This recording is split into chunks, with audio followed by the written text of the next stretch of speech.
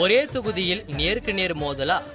அரசியல் கட்சி ஆரம்பிச்சு அதிரடி பேச்சுகளால் அனைத்து கட்சிகளையும் அதிர வச்சுக்கிட்டு வர்ற விசில் தலைவருக்கு இன்னொரு ஐடியாவும் இருக்கிறதா சொல்றாங்க அவரோட ஆதரவாளர்கள்.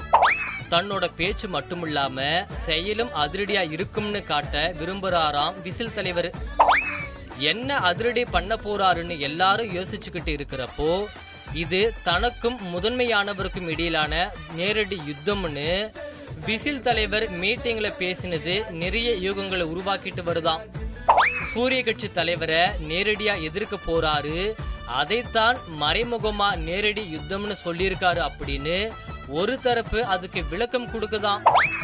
அதாவது சூரிய கட்சி தலைவர் எந்த தொகுதியில போட்டியிடுறாரோ அதே தொகுதியில தானும் களமிறங்க திட்டமிட்டு இருக்காரு, அதைத்தான் நேரடி யுத்தம்னு சொல்லியிருக்காருன்னு கொளுத்தி போடுறாங்க.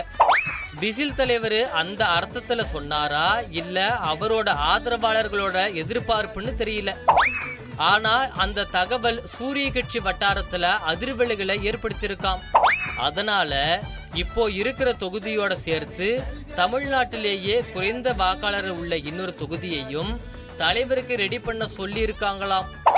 2 தொகுதிகளையும் தலைமைக்காக தயார் செய்யற வேலையில தீவிரமா ஈடுபட்டு இருக்கிறாராம் பக்தியான அமைச்சர். அதே நேரத்துல இதெல்லாம் வெறும் வதந்தி, தலைவர்கள் ஒருத்தரை ஒருத்தர் நேரடியா எதிர்க்கிறது மரபு இல்லைன்னு தலைவருக்கு தெரியும். அதனால அந்த மரபை தலைவர் உடைக்க மாட்டாருன்னு உறுதியா சொல்றாங்க இன்னும் சில பேர். விசில் தலைவருக்காக திருச்சிக்கு கிழக்கே தொகுதி ரெடியாகிட்டு இருக்குன்னு கூடுதல் தகவலையும் அவங்க கொடுக்கறாங்க. அப்படியா? சரி.